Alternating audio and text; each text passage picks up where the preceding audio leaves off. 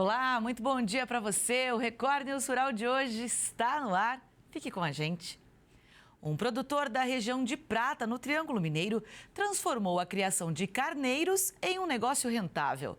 O que começou com uma ideia para vender a carne temperada aos amigos, virou um rebanho com mais de 400 animais. Anderson cresceu pisando na terra vermelha da fazenda, que fica em Prata, no Triângulo Mineiro. O que começou como um teste entre amigos virou um negócio que tem aroma de tempero caseiro e sabor de conquista. Hoje o carneiro da fazenda chega à mesa de clientes e amigos como um presente da terra. A gente tinha umas cabecinhas aqui pouca e foi aumentando, e um dia eu estava sem saber o que fazer com o tanto que aumentou. Começamos a bater e vender para os amigos. Fazia um temperado, uns baldinhos e seccionava as carnes. Com a ajuda especializada, hoje o rebanho conta com cerca de 400 animais. A opção foi investir em raças resistentes, rústicas como a Dorper, que são conhecidas por se adaptarem bem ao clima e também pela qualidade da carne. Fui atrás de reprodutores registrados, optei pela raça Doppler. Estou tentando ir apurando, porque é uma raça que agrega uma carcaça muito boa. Na fazenda, uma regra prevalece. As fêmeas são preservadas. São os machos que seguem para venda num processo que respeita o ciclo natural e prioriza o bem-estar de cada animal. E ainda que a carne ovina não seja a proteína mais popular do Brasil, segundo dados da Embrapa, pequenos e médios produtores como o Anderson vêm ganhando espaço nesse mercado. Pelos cantos da fazenda, cada grupo de ovelhas é separado com cuidado, por tempo, sexo e tamanho. Uma organização que mostra que a criação artesanal também exige ciência e precisão. Aqui é o nosso confinamento, você entendeu? Esses aqui são os cordeirinhos recém-nascidos, de 30 dias para baixo, né? E a gente, com 10 dias, eles vêm para cá e eles passam para mamada controlada, que mama cedo e à tarde. Todos os dias. Mistura com a mãe para eles poderem mamar e volta para cá. E eles vão comendo a ração deles, você entendeu?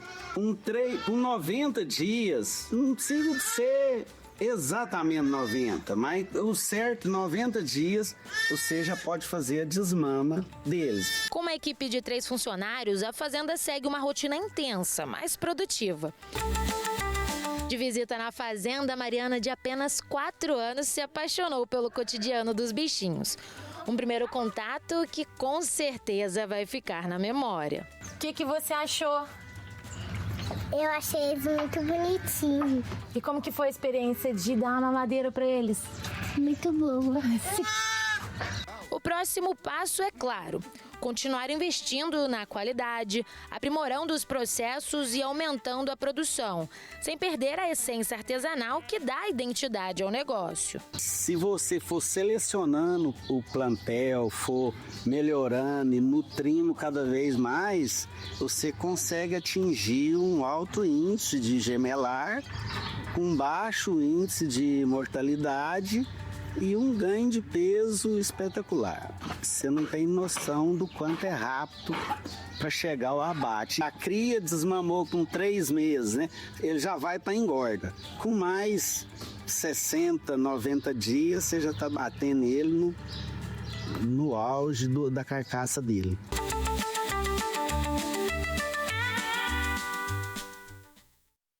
Você sabia que as bandejas de isopor, essas usadas para embalar alimentos, podem levar até 500 anos para se decompor na natureza? Pensando nisso, pesquisadores da USP de Ribeirão Preto, no interior paulista, criaram uma bandeja feita de mandioca e abacate, que se decompõe muito mais rápido. Essa bandeja aqui é feita de mandioca e abacate. O produto começou a ser desenvolvido há 5 anos neste laboratório da USP de Ribeirão Preto. Então vamos aos ingredientes: amido de mandioca, resíduo de abacate, a semente da fruta moída, água e outros resíduos que são mantidos em segredo. Mistura tudo e pronto. Depois a massa é prensada num forno a 140 graus. E após 3 minutos, se transforma em uma bandeja, que pode ser utilizada para embalar alimentos. A grande vantagem desse produto é o tempo de decomposição. A bandeja se desfaz em 30 dias. Já um recipiente de isopor, que é muito utilizado, leva no mínimo 500 anos para se decompor. E durante esse processo não há geração, então, de compostos que podem ser nocivos para os animais, para as plantas. Então, esse material apresenta diversas vantagens ambientais. A embalagem de amido de mandioca pode receber também resíduos de cúrcuma, babaçu ou urucum, que em contato com alimentos podem trazer benefícios à saúde. No caso da cúrcuma, por exemplo, tem propriedades anti-inflamatórias e anticâncer. Então, traz benefícios para o consumidor, porque esses compostos podem se difundir ao alimento onde ele está, contido dentro da bandeja, por exemplo, durante o armazenamento. A pesquisa foi publicada em uma revista científica internacional. O desafio dos pesquisadores agora é desenvolver uma embalagem que aceita qualquer tipo de alimento. Esse material absorve líquidos com facilidade. Se a gente quiser usá-las para estar na geladeira ou para marmitas para alimentos, o grande problema é a umidade. Então, eles são sensíveis à umidade e a nossa pesquisa ainda precisa vencer esse desafio de obter um material que seja resistente à umidade do ambiente e do alimento. Muito interessante, né? Agora, você já ouviu falar em pasto hidropônico? É uma técnica de produção de alimentação para o gado sem o uso do solo, onde as sementes de cereais como cevada, milho ou trigo germinam e crescem em bandejas, recebendo água e nutrientes. Alimentação para equinos e bovinos, assim, bem verdinha, fresca e nutritiva em bandejas. É aqui neste galpão climatizado que é produzida a forragem verde hidropônica. A temperatura, a luminosidade, as trocas de ar e a ventilação são controladas. A produção é feita a partir de grãos de cereais utilizados para ração balanceada, como milho, aveia e cevada. Todo o processo produtivo desse tipo de forragem começa nesse galpão, que é totalmente escuro e tem um motivo para isso, você vai saber por quê. E a semente, ela passa pelo processo de pré-germinação e ela é colocada na água para quebrar a dormência. E eu vou explicar por quê. Na verdade, quem vai explicar é o Roberto, diretor da empresa. O que significa essa quebra de dormência? É importante a gente lembrar que o grão, quando ele está desidratado, seco, ele se preserva e se conserva assim. O start da semente para o início da germinação é a umidade. Então, quando a gente enterra ela recebe a umidade da terra e a partir daí desenvolve a germinação. Nós vamos imitar a natureza, fazendo isso dentro de tanques como esse, que vão receber por 24 horas a semente, para que ela receba a quantidade de umidade e água suficiente para que a quebra aconteça. E depois a gente vai preservar por mais 48 horas, já drenado, para que ela solte a radícula, para que o sistema radicular possa já se evidenciar, que é o momento de plantar nos armários de cultivo. Aqui a gente já drenou a semente, ela já passou pelas 48 horas e agora ela já está com o sistema radicular dela solto, pronto para iniciar a ingestão de água. Nesse ponto, ela já aproveita os recursos hídricos que a gente vai usar. Ela ainda não aproveita a luz, porque o germen ainda não está presente. Mais 2 dias o germen vai estar presente e aí elas são transferidas para a câmara luminosa. E por isso que o galpão é escuro. Escuro, para a gente controlar a quantidade de luz por dia e, diga-se de passagem, a gente estressa a planta nesse aspecto, levando até 18 horas por dia de iluminação. Na natureza seria normal 12. Depois de 48 horas, então, as sementes germinadas vêm para este outro galpão para serem plantadas em sistema hidropônico, ou seja, água. Tem água agora até o fim, né? É isso. E olha, a gente cultiva sem substrato. Nós não temos terra, nós não temos absolutamente nada, a não ser a semente plantada direto na bandeja. Quando a gente chega com a semente nesse ponto, a radícula está solta, é o que nós vimos ali na área de germinação, a gente vai plantar aqui. E aqui, nesse anexo, que não tem luz, que é só água, ela vai ficar até chegar nesse ponto. Seriam depois de um dia, então. Horas. Isso. Não, dois no caso. Dias. 2 dias, então elas chegam nesse ponto aqui, ó. Vamos mostrar. Isso, olha aqui, ó. Já em ponto de ser transferida para a luz. Nesta etapa, o desenvolvimento da planta é mais rápido, porque as sementes recebem luz e água com fertilizantes praticamente o tempo todo. Apesar da irrigação ser constante, há uma economia de água, porque ela retorna em sistema fechado para a caixa d'água e depois de tratada, volta para as sementes. Para vocês terem uma ideia, para fazer 1 tonelada de milho verde para ensilar, que é o formato mais conhecido, né, de uso da forragem de milho, a gente precisaria, para fazer 1 tonelada, de 200 mil litros de água que chovesse na roça. Esse é um cultivo que demora 90, 100 dias. A gente vai produzir a mesma tonelada, ao invés de 200 mil litros, com 1.000 litros de água. E depois de 7 dias, então, essa planta, essa semente, esse alimento para o gado, para o cavalo, ele fica dessa forma. Fica pronto assim. Por isso que a gente chama tapete hidropônico, né?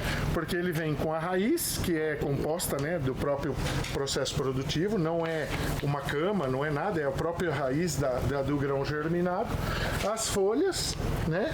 E o grão germinado e o não germinado. A gente transforma amido em proteína verde de alta digestibilidade, com muita entrega de nutrientes. A gente está falando de muitas vantagens, agora isso fica mais caro para o produtor? Não. A gente consegue economizar até 50% do custo de produção. No curral, o alimento claramente foi aprovado. O seu Arcelino está completando 1 ano com um novo sistema de produção de forragem. Com este protocolo vertical, ele está economizando terra para plantação de silagem e água. Atualmente, 20 vacas são alimentadas e o produtor sentiu a diferença no gado. 6 meses de seca, então o animal sente muito. E isso aqui é uma forma de dar mais condições para o animal não sentir o peso da seca, né? Agora, ele quer ampliar o sistema. A primeira experiência de 12 meses, quase isso, foi para ter essa certeza, né? Da eficácia do sistema todo. Então, como eu vou dobrar a estrutura, eu digo que valeu a pena.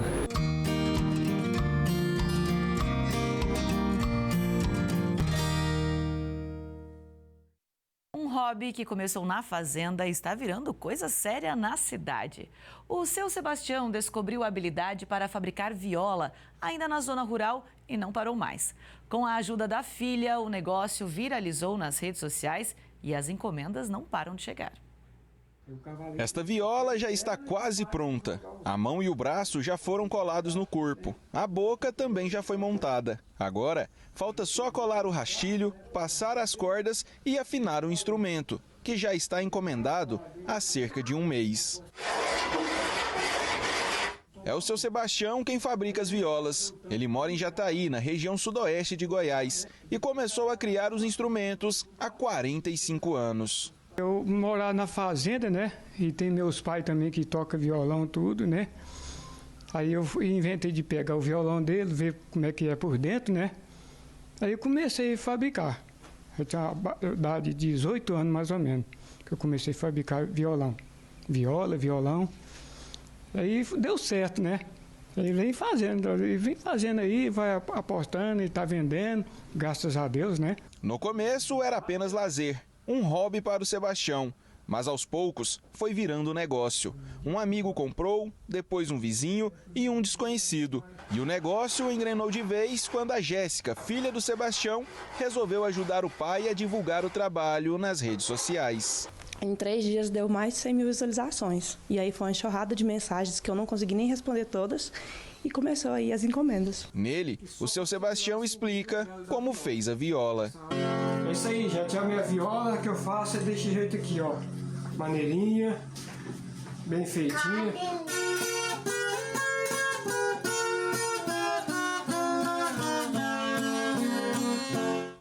partir do vídeo, chegaram dezenas de encomendas para o seu Sebastião. São pedidos de todas as partes do Brasil. A gente já despassou para São Paulo, para Minas Gerais, para Bahia, e já teve mensagem também de alguns cantores, né? Aí do meio sertanejo mais raiz, né? O pessoal que se interessa mais é aquele mais antigo, mais raiz. Mas tem muita galera jovem também que manda mensagem, que se interessa pelo instrumento, que é um instrumento difícil de tocar, mas é para quem gosta mesmo, para quem tem a paixão mesmo pela viola. A demanda está tão alta que o seu Sebastião já planeja em abrir um ponto comercial para a fabricação das violas. Mas, por enquanto, a oficina ainda é improvisada aqui, na garagem da casa dele. Todos os instrumentos feitos por ele são artesanais, feitos à mão, sem nenhum tipo de máquina. Para fazer o acabamento, seu Sebastião usa ferramentas como canivetes, plaina e lixas. Uma semana para fabricar uma viola. Dá muito trabalho, né? Tem que ter paciência. Então que a gente fica meio estressado, tem que sair e voltar com a cabeça maneira, né? Para começar a trabalhar. Mas é muito difícil. Seu Sebastião ainda não vive exclusivamente da fabricação de instrumentos musicais. Esse é um trabalho que ele faz somente nos fins de semana. E para ajudar na correria com as violas, além da filha Jéssica, ele tem também a neta Alice. Eu ajudo o vovô a fazer a caixa, a embalar a viola, a colar o cuidado frágil, a divulgar as violas também. Não ajudo ele a fazer a viola, só admiro, né? O Eduardo é um dos clientes do Sebastião. Ele é músico em São Paulo e neste vídeo aparece cantando enquanto toca a viola feita em Jataí.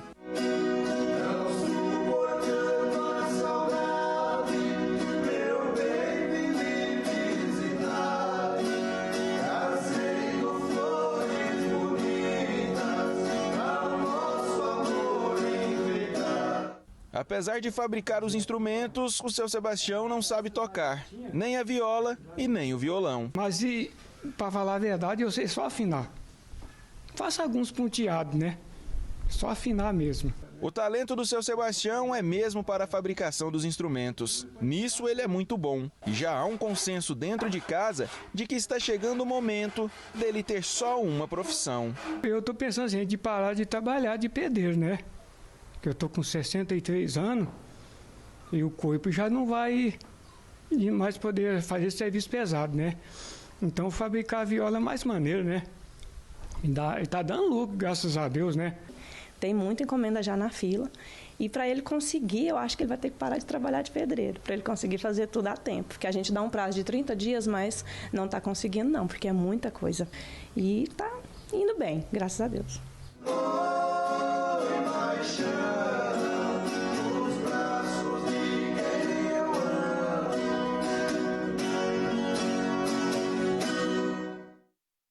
Vamos ver agora como fica a previsão do tempo para todo o Brasil.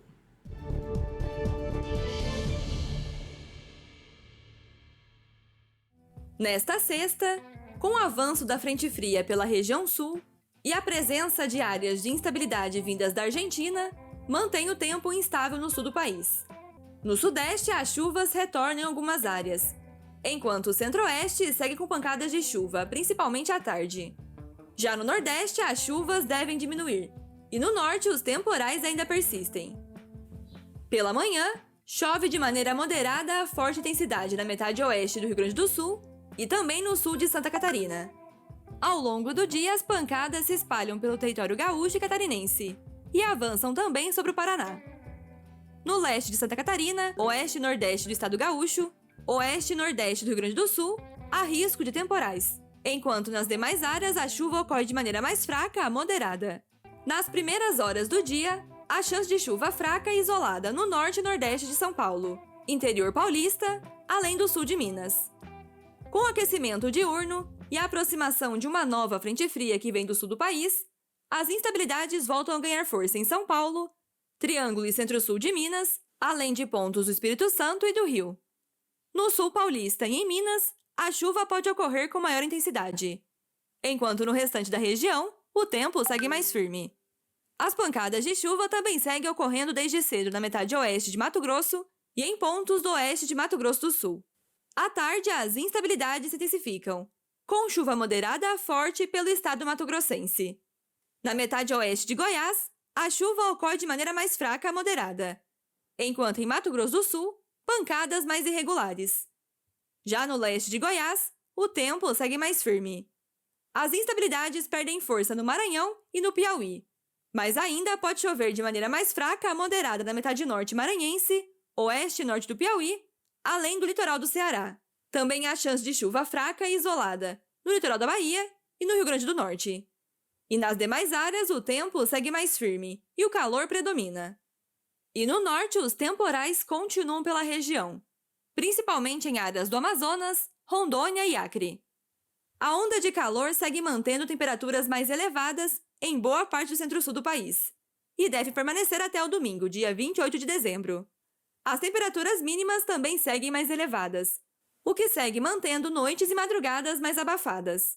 Já em Santa Catarina e no Paraná, o calor tende a perder força gradualmente a partir desta sexta. E em relação às temperaturas, máximas de 27 graus em Porto Alegre, 29 em Belo Horizonte, 30 em Goiânia, 33 em Campo Grande e até 35 graus em São Paulo. A conectividade tem papel fundamental para os produtores rurais, mas ainda é um desafio para o agronegócio brasileiro, já que ela não chega em todos os lugares. Mas é por meio da conectividade que as demais inovações podem ser aplicadas, melhorando a produtividade, a qualidade dos produtos e também reduzindo custos de produção. Quem conversa com a gente sobre esse assunto é a Paola Campiello, que é presidente da Conectar Agro. Bom dia, Paola, tudo bem?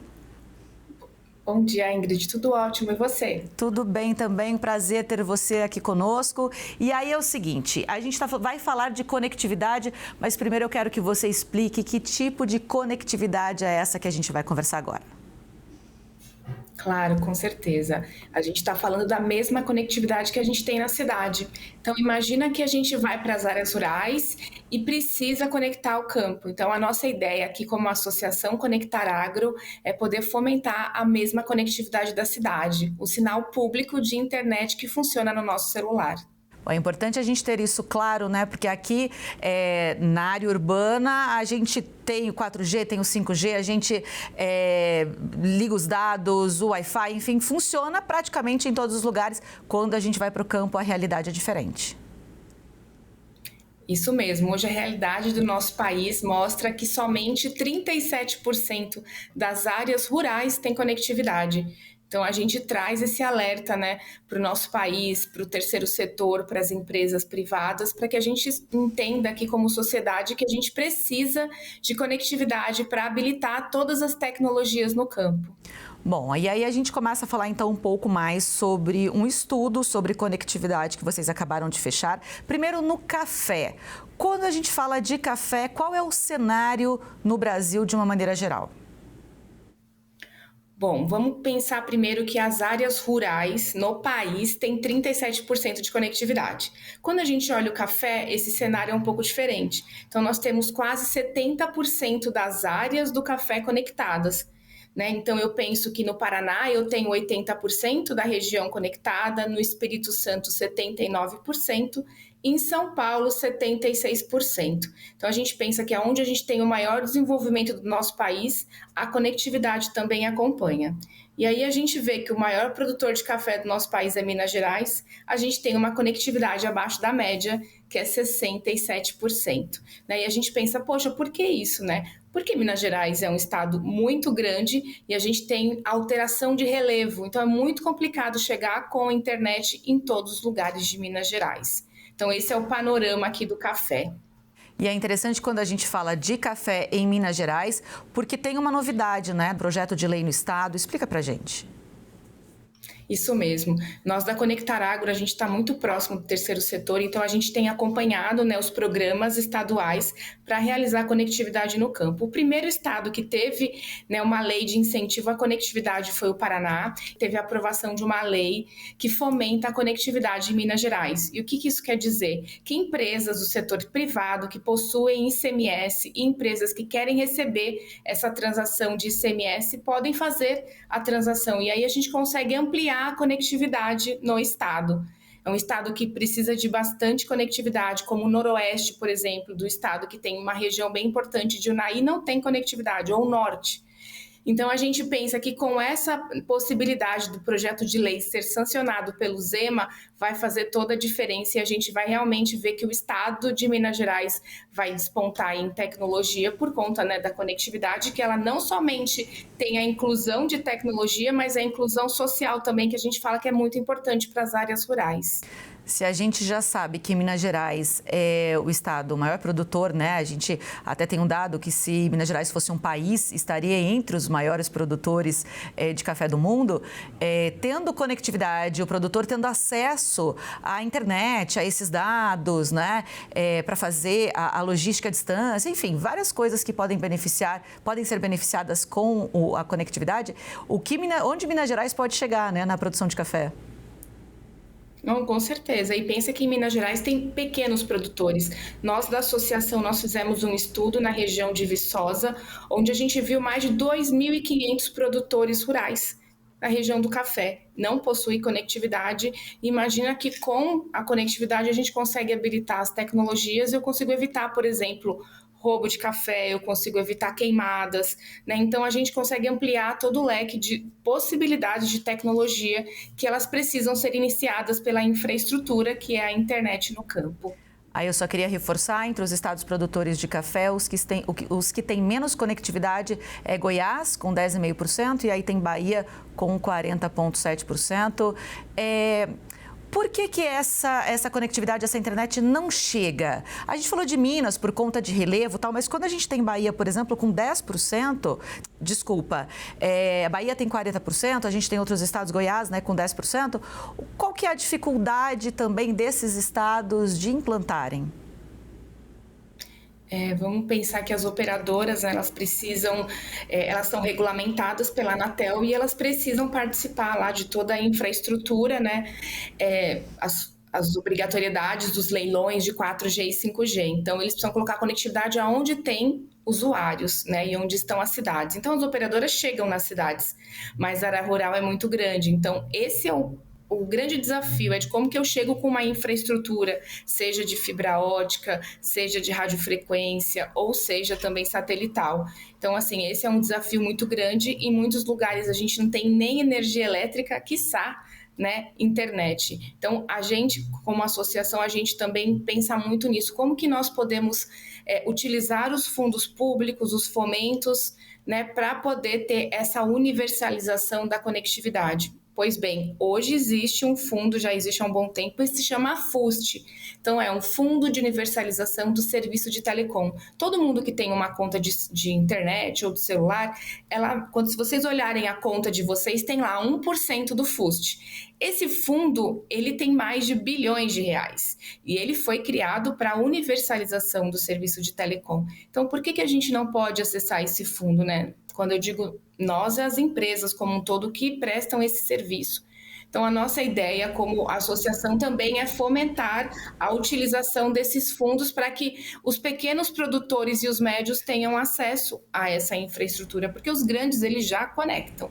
Eles entendem o retorno do investimento, eles entendem de tecnologia, mas a nossa missão aqui como associação é que esse fundo possa ser utilizado e a gente tenha um aumento de infraestrutura no país. E como você disse, né, para dar acesso também a médios e pequenos produtores, até para que eles tenham competitividade com relação aos grandes produtores para terem acesso a essas tecnologias. Agora, outra cultura que vocês analisaram também foi a de cana-de-açúcar. A conectividade nacional é 66,6% da área canavieira. Essa porcentagem está conectada, são 6,2 de 9,3 milhões de hectares. Como é que está essa questão com relação à cana-de-açúcar? Quais são os estados mais conectados? São Paulo é o estado mais conectado, com 76%. E ele também segue o mesmo caminho do que a gente fala do Índice de Desenvolvimento Humano, né, dos estados que têm maior implementação de tecnologia. A cana-de-açúcar, eu acho que tem um ponto importante que a gente fala da mecanização, né, por conta das obrigatoriedades, das leis de mecanização, para fazer o controle e a operação de um ciclo todo de cana, as grandes empresas, as usinas, elas fazem o monitoramento de tudo. Então, eles realmente foram investir em tecnologia. Pensa que uma operação de cana, para quem não conhece, de cana-de-açúcar, ela funciona e opera 24/7. Então, desde o plantio, a colheita, acompanhamento de toda essa lavoura, fazer a pulverização, ela já acontece. Existem centros de excelência nas usinas que fazem o monitoramento, né, da operação, de quando que o caminhão chega junto com o transbordo, quando que ele vai para a usina. Então, essas operações funcionam e por conta dessas usinas, né, dessas grandes áreas, a conectividade tem um aumento comparado com o café e com a soja, que eu acho que a gente vai falar mais para frente. Exato, porque é interessante quando a gente fala de café, a gente até fala de pequenos produtores, né? Cana geralmente são grandes áreas, seja mais relacionado a centro-oeste, sudeste, sul, que são áreas mais planas, como a gente acabou de ver agora há pouco aqui no programa, também produção de cana-de-açúcar em Pernambuco, que aí é o relevo, uma topografia diferente, mas essa questão da conectividade, do acesso aos dados é muito importante porque é uma produção em larga escala. Com certeza. Além disso, muitas vezes as usinas arrendam áreas. Então, se ela toma a decisão de arrendar essa área, ela precisa controlar a área. E como ela faz o controle? Né? O controle da colheita, do plantio, ou o controle do próprio clima. Ou, por exemplo, ela vai fazer a pulverização via drone. Ela precisa ter essa área conectada e existem os COIs, que são os centros de inteligência das usinas que acompanham a operação em tempo real, né? Então, é por esse motivo que a gente vê que para a cana-de-açúcar realmente a gente tem muita tecnologia. A gente fala dessa cultura, os estados menos conectados, só para a gente deixar registrado aqui, Mato Grosso do Sul, Goiás, mais uma vez, Minas Gerais ali, que a gente destacou no café, aqui na cana tá baixo, Amazonas, que praticamente não tem, e também Piauí, a gente entende agora a logística disso, a dificuldade, né? E aí, quando vamos mudar de cultura, então, você falou da soja. A gente fala muito da produção de soja no Brasil, né? O maior produtor de soja, enfim, mas essa cultura das três analisadas é a menos conectada, é isso?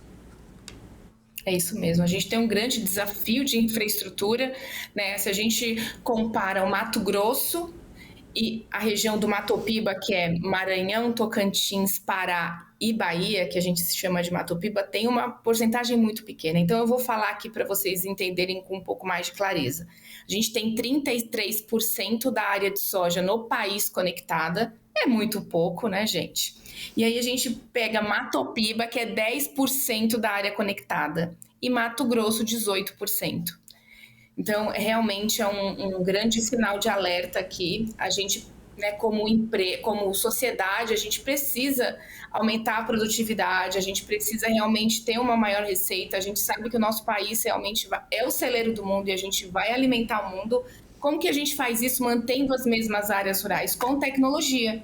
Como que eu coloco tecnologia? Seja, de repente, uma análise de dado em tempo real, um monitoramento de uma máquina. Eu preciso de conectividade. Então, por esse motivo, a gente não consegue aumentar também com larga escala, mantendo a mesma área rural.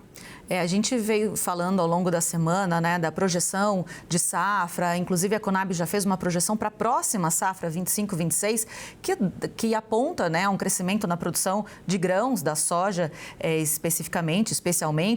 E aí, quando a gente tem 33% da área conectada, a gente está falando dos quase 40 milhões de hectares, a gente está falando de pouco mais de 12 milhões com essa conectividade. Se a gente já é uma potência na produção de soja no Brasil, como seria, eu repito, como eu falei no estado de Minas Gerais, né? Como seria se o Brasil todo tivesse essa possibilidade de estar mais aí conectado com tecnologia, com um maquinário que tivesse acesso a essas tecnologias? Porque máquina tem, né? Só que muitas vezes o potencial não é utilizado.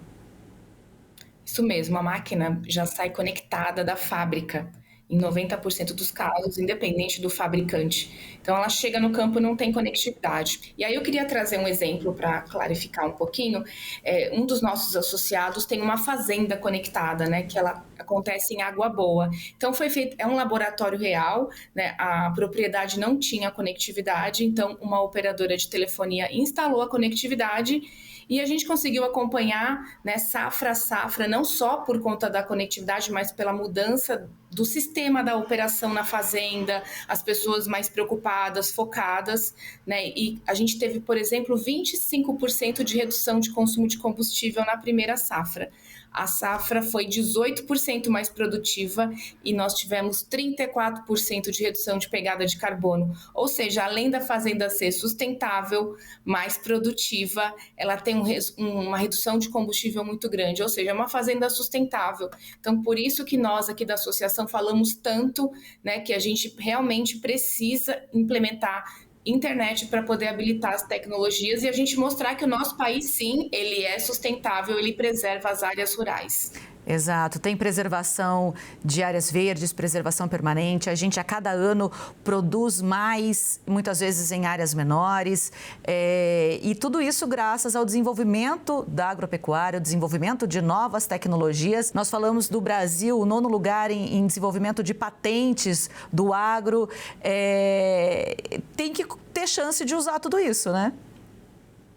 Isso mesmo, imagina a gente falando tanto, né, de inteligência artificial.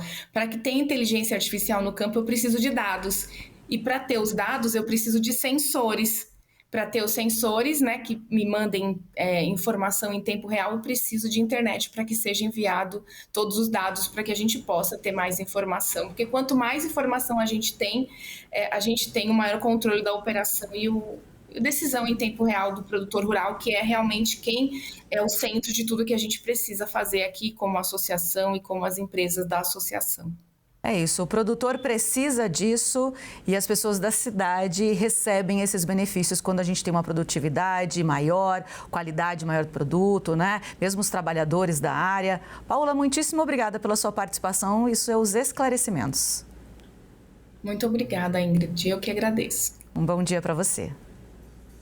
É isso, a gente encerra então essa edição do Record News Rural de hoje. Muitíssimo obrigada pela sua companhia, uma ótima semana para você e até a próxima.